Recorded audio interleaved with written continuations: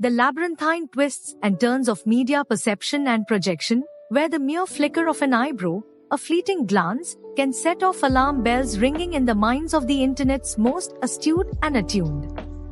Such was the quandary for none other than HasanAbi himself, as he found himself unexpectedly invoked by a CNN panel hosted by Phillip, with his name mentioned like an unexpected roll of thunder, sending tremors through his consciousness and raising doubts as to how exactly he'd been perceived.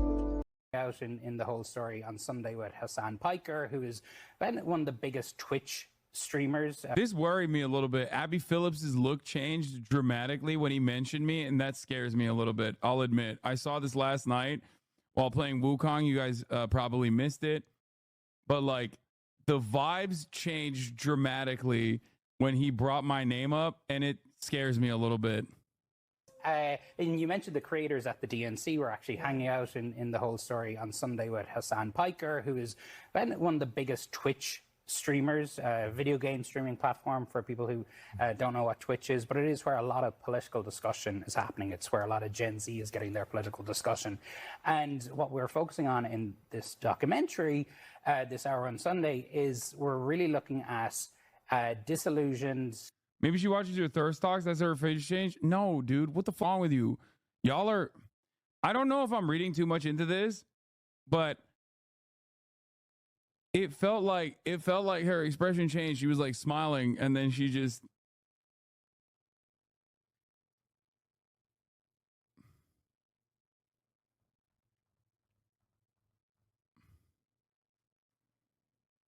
Because she was laughing here. Look. At the DNC were actually hanging out in the whole story on Sunday with Hassan Piker, who is one of the biggest Twitch. And then she's no longer smiling.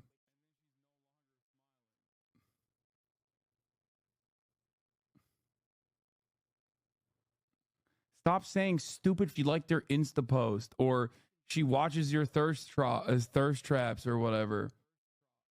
Okay, you guys are so stupid. Shut up. I'm just worried, okay? Maybe I'm overthinking it. On in this documentary, this hour on Sunday, is we're really looking at disillusioned, young, white American men who spend most of their waking hours online and who believe that America's left them behind, and it's everybody's fault but theirs.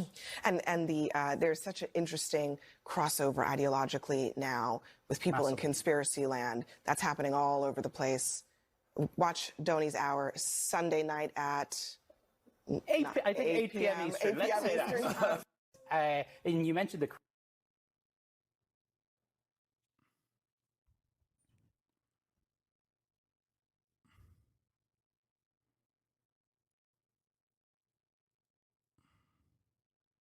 Why does her opinion worry you?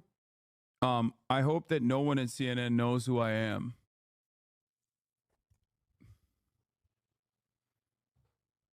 That's it. That's my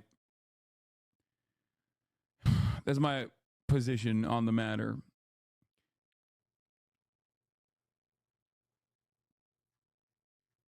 Obviously, Donnie knows who I am. That's not what I'm talking about. I love Donnie. Donnie's great. And depending on how much editorial control he has over this process, I can assume that he has. I can assume that he is like. I think he's placed me as like a sane version of like leftist commentary as a counter to the misinformation, to the flow of misinformation that runs rampant online. But that could change depending on who the editor is and what kind of editorial control they have.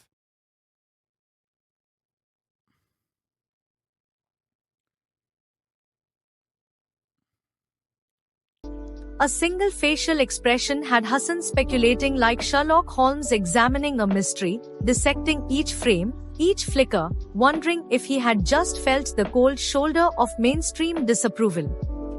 For those who tread through the dense forests of Twitch and political discourse, HasanAbi's rise to prominence is legendary, known for his passionate commentary and his thirst to keep the next generation engaged. And yet, here he found himself in an odd limelight, thrust onto the CNN stage. His concern? That Phillip's facial expression spoke volumes. It was as though, in that fleeting microsecond, the essence of Hasan's entire online persona was judged, weighed, and found wanting. But let us not be hasty, for perception is but a fickle mistress, and in this chaotic age of social media, a raised eyebrow may simply be a slip of muscle or a trick of light. But what is fame if not the persistent fear of misinterpretation? As Hasan recounts, he was deep into a game of *Wukong*, unsuspecting, minding his own business in the realm of video games, when his name sprang up like an unforeseen thunderclap. And the revelation of his name on CNN, unbidden, unexpected, sent waves of both pride and apprehension. For in the world of cable news, a Twitch streamer's reputation can teeter on a razor's edge, forever at the mercy of editorial nuance, the slant of a panelist's gaze, or the editor's deft cut. Yet Hasan's trepidation goes deeper than mere public perception, it's an issue of legacy. With Phillip's purported shift in demeanor, Hasan fears that the perception of his presence in the world of online political commentary could be twisted, flattened, reduced to a caricature of the disillusioned young man narrative. This, he worried, could cast his digital congregation of Gen Z followers as the misunderstood, angry young men whom traditional media loves to package into stereotypes. Hasan's anxiety, thus, is not born of vanity but of genuine concern over the fate of his message in the hands of corporate news behemoths. And what was CNN's narrative focus in that segment? They intended to highlight the complex, often misunderstood world of young men disillusioned by society's failures, a demographic Hasan indeed connects with, though not in the way CNN might portray it. To Hasan, his platform is not a breeding ground for bitterness but a forum for engaging critical thinking and collective action, a sanctuary, a place to be heard, a virtual agora where the disillusioned find purpose. Yet, his mention on CNN risks the simplification of his intent and, even worse, the misinterpretation of his audience's intentions. Let me stay out of the CNN crosshairs, Hasan thinks. He knows all too well that mainstream media tends to flatten nuanced spaces, reducing his intricate conversations into mere blips and clips, digestible and sellable, devoid of context. He is all too aware of how one misplaced phrase, one snippet in a primetime special, could solidify an image that erases all the complexity he tries to bring to his platform. But, alas, in the world of televised soundbites, what choice does he have but to hope and pray? Hasan's trepidation only intensifies as he considers the delicate role of his friend Donnie, the segment's creator and a voice he respects. Donnie, who understands the ethos of Hasan's work, may well intend to cast him in a favorable light, a reasonable counterbalance to the misinformation plaguing social media. But the unholy power of the editor's hand looms large, a hand that can tilt the scales, skew the story, alter the angle, shifting Hasan from countercultural figure to yet another misunderstood young man in the proverbial basement. The commentary turned meta, with HasanAbi dissecting not just CNN's portrayal of him but also the way we dissect portrayals themselves. He delves into the concept of editorial control, that elusive power that can reframe narratives, twist intentions, and pivot entire pieces of content with the slice of a frame or the omission of a nuance. Hasan's plight is as much about public perception as it is about control, the control, or lack thereof, over how one is represented on platforms far removed from his home turf of Twitch. And here's where the plot thickens.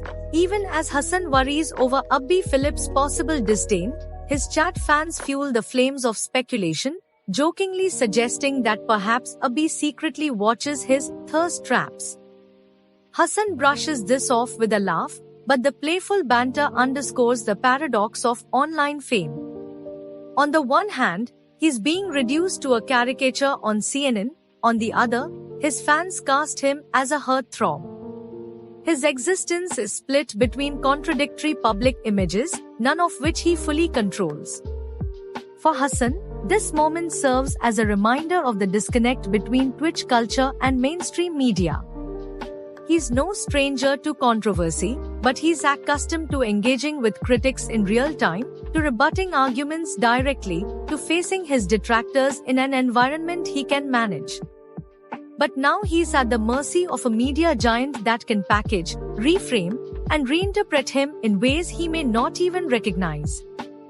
The fear, though, is more profound than misrepresentation. It's the fear that his platform's intent will be diluted, that his community will be misunderstood, that the mainstream will fail to see the genuine discourse and empathy at the heart of what he does. To be viewed as simply another angry young man, rather than as a platform builder and a voice for those disillusioned by systemic failures, would be a bitter pill to swallow. And yet, despite all the trepidation, HasanAbi soldiers on, accepting the reality of public life in the digital age. He knows he cannot control every narrative, every perception, every quirk of an eyebrow. But he also understands the power of his own platform, and he's determined to continue fostering an environment where his message remains clear, unfiltered, and true to its purpose. As Hasan wraps up his reflection, he realizes that no single segment can define him, no single eyebrow raise can unravel the work he's built. Whether Phillip truly scorned him or not, he stands resolute, knowing that he has built something far greater than a fleeting moment on CNN. In the world of media, appearances may be deceiving, but Hasan's conviction? That remains unshakable.